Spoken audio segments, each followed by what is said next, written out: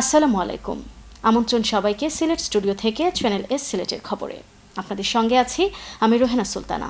শুরুতেই জানিয়ে দিচ্ছি প্রধান শিরোনাম। শিক্ষার্থী খাদিজা বেগম নার্গিসের উপর হামলার ঘটনাকে কেন্দ্র করে এক কাতারে দাঁড়িয়েছেন আওয়ামী লীগ এবং বিএনপির নেতারা। আওয়ামী লীগ বিএনপি সিলেটের শীর্ষ নেতৃবৃন্দ সবাই চান এই ঘটনার মূল হোতা বজরুলের দৃষ্টান্তমূলক শাস্তি হোক। দুর্গোৎসবে খোলা আকাশের নিচে 50 ফুট উঁচু প্রতিমা দেখতে দর্শনার্থীদের ভিড় লেগেছে মৌলভীবাজারে।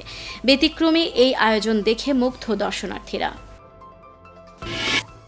নবীগঞ্জের মেধাবী কলেজ ছাত্রী তন্নি রায় হত্যাকারী গ্রেফতার। হত্যার কথা স্বীকার করে 164 ধারায় জবানবন্দি। গোলাপগঞ্জে সুরমা নদী থেকে অবৈধভাবে বালু উত্তোলন বন্ধের দাবিতে সর্বস্তরের জনতার উদ্যোগে মানববন্ধন। প্রশাসনের হস্তক্ষেপ কামনা। সুনামগঞ্জে 28 বর্ডার গার্ড ব্যাটালিয়নের আটককৃত বিভিন্ন ধরনের মাদকদ্রব্য ধ্বংস। আনুমানিক মূল্য 5.25 কোটি টাকা। এবং হবিগঞ্জে উদ্বোধন করা হয়েছে তৃণমূল পর্যায়ে বক্সিং খেলোয়াড় বাছাই ও বাছাইকৃত খেলোয়াড়দের 7 দিন ব্যাপী প্রশিক্ষণ। শুনছিলেন শিরোনাম, এবারে পুরো খবর। শিক্ষার্থী খাদিজা বেগম নার্গিসের উপর হামলার ঘটনাকে কেন্দ্র করে এক কাতারে দাঁড়িয়েছেন আওয়ামী লীগ এবং বিএনপির নেতারা। এই নৃশংস হামলার প্রতিবাদে এবং হামলাকারীর দৃষ্টান্তমূলক শাস্তির দাবিতে পৃথকভাবে কর্মসূচিতে অংশ নিচ্ছেন তারা। আওয়ামী লীগ এবং বিএনপি সিলেটের শীর্ষ নেতৃবৃন্দ সবাই চান এই ঘটনার মূল হোতা বজরুলের দৃষ্টান্তমূলক শাস্তি হোক। বিস্তারিত মোয়াজ্জেম সাজুর রিপোর্টে, ক্যামেরায় ছিলেন আমিমুল হাসান রাহিন। ধীরে ধীরে সুস্থ হয়ে উঠছে খাদিজা। মৃত্যুর একেবারে কাছে গিয়ে হয়তো কোটি মানুষের প্রার্থনাতেই আবারও জীবনের দিকে ফিরছে সে। খাদিজার সুস্থতা প্রার্থনা এখন দলমত নির্বিশেষে সকল শ্রেণীর মানুষের। সিলেট সরকারি মহিলা কলেজের শিক্ষার্থী খাদিজা বেগম নার্গিস 3 অক্টোবর সিলেট এমসি কলেজে পরীক্ষা দিতে গেলে শাহজালাল বিজ্ঞান ও প্রযুক্তি বিশ্ববিদ্যালয়ের ছাত্রলীগ নেতা বদরুল আলমের প্রেম নিবেদনে রাজি না হওয়াতে হত্যার উদ্দেশ্যে তার উপর হামলা চালায়। তবে এই হামলাকারীর পক্ষে দাঁড়ায়নি কেউ। তার দৃষ্টান্তমূলক শাস্তির দাবিতে প্রথম দিন থেকেই রাজপথে নেমেছে আওয়ামী লীগ বিএনপি সহ বিভিন্ন সামাজিক সংগঠনের নেতারা। যে কলঙ্কজনক ঘটানো হয়েছে তার অত্যন্ত দৃষ্টান্তমূলক শাস্তি হোক, যাতে আগামী দিনে শুধু সিলেট নয়, বাংলাদেশের কোনো জায়গায় কোনো বিবেকবান মানুষ এই ধরনের ন্যাক্কারজনক ঘটনা ঘটাতে আর সাহস না পায়। নির্যাতনকারীর শাস্তির দাবিতে রাজপথে মিটে গেছে দলমতের বিভেদ। তাদের দাবি, খাদিজা বেগম নার্গিসের উপর হামলাকারী বদরুলের দ্রুত বিচার আইনের মাধ্যমে সর্বোচ্চ শাস্তি নিশ্চিত করার মধ্যে বিভিন্ন কর্মসূচি পালন করেছি। এর দৃষ্টান্তমূলক শাস্তি প্রদানের জন্য আমরা আশা করি দ্রুত বিচার আইনে যাতে মামলাটি অতি তাড়াতাড়িভাবে এবং সঠিক চার্জশিটের মাধ্যমে এই মামলাটি দ্রুত বিচার আইনে নেওয়া হয়। সবাই চাইছেন হামলাকারী বদরুলের এমন শাস্তি হোক যাতে আর কেউ সাহস পায় না এমন ঘটনা ঘটানোর। কেন্দ্রীয় আওয়ামী লীগের সাংগঠনিক সম্পাদক ও Sylhet public prosecutor advocate Misbauddin Siraj বলেন, রাজন হত্যা মামলার মতো এই মামলাটি দ্রুত সময়ের মধ্যেই শেষ করা হবে। আমরা তার ফাঁসি যেভাবে দাবি করছি, তার পাশাপাশি অতি সত্বর যাতে এই মামলার সমস্ত কার্যক্রম শেষ করা যায়, তার জন্য সংশ্লিষ্ট যে যারা আছেন তারা তাদের দায়িত্ব তাড়াতাড়ি পালন করবেন। এটাই হচ্ছে এখন আমাদের দেখার বিষয়। যে শিশু রাজন হত্যা যেভাবে তার বিচার 1 মাসের মধ্যে হয়েছে, তার চেয়েও অল্প সময়ের মধ্যে এটার অত্যন্ত কঠিনতম শাস্তির ব্যবস্থা আমরা বিচার করব। খাদিজা সুস্থ হয়ে ওঠার খবর শুনে আশার আলো জ্বলছে সবার মনে। সবার একটাই প্রার্থনা, বাবা মায়ের একমাত্র মেয়ে খাদিজা পুরোপুরি সুস্থ হয়ে ফিরে আসুক সবার মাঝে।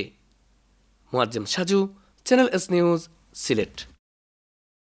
গোলাপগঞ্জ উপজেলা এডুকেশন ট্রাস্টের উদ্যোগে ঢাকা দক্ষিণ ইউনিয়নের হাজী আব্দুস শহীদ মহিলা আলিম মাদ্রাসায় 3 লক্ষ টাকা অনুদান দেওয়া হয়েছে। এ উপলক্ষে ঢাকা দক্ষিণ ইউনিয়নের হাজী আব্দুস শহীদ মহিলা আলিয়া মাদ্রাসার পরিচালনা কমিটির সভাপতি হাজী আব্দুস শহীদ তোতা মিয়ার সভাপতিত্বে অনুষ্ঠিত অনুদান বিতরণী অনুষ্ঠানে প্রধান অতিথি ছিলেন গোলাপগঞ্জ উপজেলা এডুকেশন ট্রাস্টের সভাপতি ফজলুল হক ফজলু।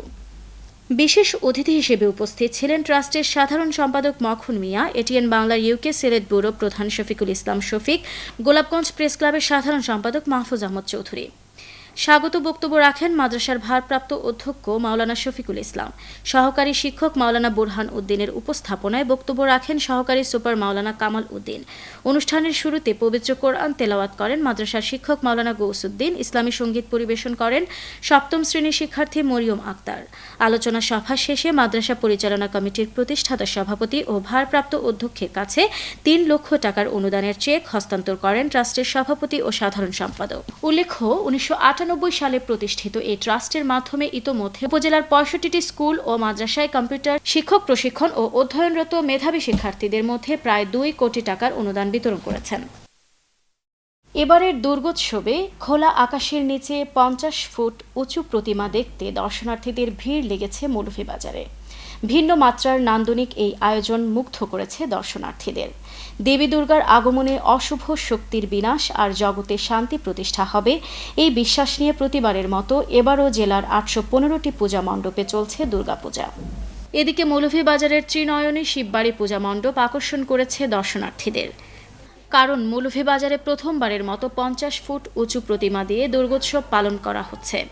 পুজোর প্রথম দিনে সকাল থেকে ৫০ ফুট উঁচু দুর্গা প্রতিমা দেখতে দেশের বিভিন্ন স্থান থেকে দর্শনার্থীরা ভিড় করছেন। এই প্রতিমা খড় মাটি দিয়ে নয়, তৈরি হয়েছে সিমেন্ট বালু দিয়ে, তাই রাখা হয়েছে খোলা আকাশের নিচে। এছাড়া গ্রাম বাংলার ঐতিহ্যগুলো বিভিন্ন কারুকাজের মধ্য দিয়ে তুলে ধরা হয়েছে। ব্যতিক্রমী এই আয়োজন দেখে মুগ্ধ দর্শনার্থীরা। এদিকে বিশ্বনাথে ২৫টি মণ্ডপে শান্তিপূর্ণভাবে পালিত হচ্ছে সনাতন ধর্মাবলম্বীদের শারদীয় দুর্গাপূজা। রোববার দিন ব্যাপী উপজেলা আওয়ামী লীগের সহযোগী সংগঠনের নেতাদের নিয়ে উপজেলার বিভিন্ন পূজা মণ্ডপ পরিদর্শন করেছেন সিলেট জেলা আওয়ামী লীগের সাধারণ সম্পাদক ও সাবেক এমপি আলহাজ শফিকুর রহমান চৌধুরী। এ সময় তার সঙ্গে ছিলেন উপজেলা আওয়ামী লীগ সভাপতি আলহাজ পঙ্খী খান, ইউনিয়ন চেয়ারম্যান আমির আলী ও অ্যাডভোকেট মোহাম্মদ আলমগীর, উপজেলা পূজা উদযাপন পরিষদের সাবেক সভাপতি নিশিকান্ত পাল, বর্তমান সভাপতি অজিত কুমার পাল, সাধারণ সম্পাদক জয়ন্ত আচার্য, উপজেলা আওয়ামী লীগ নেতা আসাদুজ্জামান, শফিক উদ্দিন স্বপন, রুনুকান্ত দে, আবুল কালাম জুয়েল, শঙ্কর ধর সহ অনেকে। নবীগঞ্জ উপজেলার মেধাবী কলেজ ছাত্রী তন্নি রায় হত্যাকাণ্ডের সাথে জড়িত থাকার কথা স্বীকার করে প্রেমিক রানু রায় আদালতে জবানবন্দি দিয়েছে। হত্যাকাণ্ডের ২১ দিন পর ব্রাহ্মণবাড়িয়া থেকে গোয়েন্দা পুলিশ রানু রায়কে গ্রেফতার করেছে। ১৭ সেপ্টেম্বর দুপুরে ঘর থেকে বের হয়ে নিখোঁজ হয় তন্নি রায়। ওই দিন রাতেই পরিবারের সদস্যরা নবীগঞ্জ থানায় জিডি করেন। এর ৩ দিন পর ২০ সেপ্টেম্বর বিকেলে পাশেই বরাক নদীর গোরমুলিয়া সেতুর নিকট থেকে বস্তাবন্দি অবস্থায় তার লাশ পাওয়া যায়। হত্যাকাণ্ডের পর থেকেই হত্যাকারী হিসেবে তন্নি রায়ের প্রেমিক রানু রায় সপরিবারে লাপাত্তা হয়ে যায়। এক পর্যায়ে তার ঘরের তালা ভেঙে হত্যাকাণ্ডে ব্যবহৃত নানা আলামত উদ্ধার করে পুলিশ। পরে রানু রায়কে শুক্রবার বিকেলে ব্রাহ্মণবাড়িয়া থেকে গ্রেফতার করা হয়। শনিবার সন্ধ্যা ৭টায় পুলিশ সুপারের কার্যালয়ে পুলিশ সুপার জয়দীপ কুমার ভদ্র সাংবাদিকদের জানান, রানু রায় হবিগঞ্জের মুখ্য বিচারক হাকিম নিশাত সুলতানার আদালতে ১৬৪ ধারায় জবানবন্দি দিয়েছে। এর আগে পুলিশের কাছে সে তন্নি রায়কে হত্যার কথা স্বীকার করে। হতদরিদ্র ভোক্তাদের মাঝে ১০ টাকা কেজি চাল ও কার্ড বিতরণের উদ্বোধন হয়েছে হবিগঞ্জের গোপায়া ইউনিয়নে। শুক্রবার সকালে হবিগঞ্জ সদর উপজেলার আনন্দপুর নূরে মদিনা মসজিদের সামনে ওই চাল বিতরণ কর্মসূচির উদ্বোধন করেন হবিগঞ্জ লাখাই আসনের সংসদ সদস্য অ্যাডভোকেট মোহাম্মদ আবু জাহির। প্রধান অতিথির বক্তব্যে অ্যাডভোকেট মোহাম্মদ আবু জাহির এমপি বলেন, আওয়ামী লীগ সরকার ক্ষমতায় এলেই দরিদ্র মানুষের আর্থ-সামাজিক অবস্থার উন্নতি হয়। তিনি বলেন, প্রধানমন্ত্রী হতদরিদ্র মানুষের দুঃখ কষ্ট লাঘব করতে ১০ টাকা কেজি দরে চাল বিতরণের কর্মসূচি নিয়েছেন। গোপায়া ইউনিয়ন পরিষদের চেয়ারম্যান মোহাম্মদ আক্তার হোসেনের সভাপতিত্বে ওই অনুষ্ঠানে আরও বক্তব্য রাখেন সদর উপজেলা নির্বাহী কর্মকর্তা মোহাম্মদ সাইফুল ইসলাম সহ এলাকার গণ্যমান্য ব্যক্তিবর্গ। পরে প্রধান অতিথি হতদরিদ্রের তালিকা অনুযায়ী ১০ টাকা কেজি চাল ও কার্ড বিতরণ করেন। সিলেটের খবরে নিচ্ছি ছোট্ট একটা বিরতি। আমাদের সঙ্গেই থাকুন, ফিরে এসে অন্যান্য খবরের সাথে দেখবেন। গোলাপগঞ্জে সুরমা নদী থেকে অবৈধভাবে বালু উত্তোলন বন্ধের দাবিতে সর্বস্তরের জনতার উদ্যোগে মানববন্ধন, প্রশাসনের হস্তক্ষেপ কামনা। সুনামগঞ্জে ২৮ বর্ডার গার্ড ব্যাটালিয়নের আটককৃত বিভিন্ন ধরনের মাদকদ্রব্য ধ্বংস, আনুমানিক মূল্য ৫.৫ কোটি টাকা।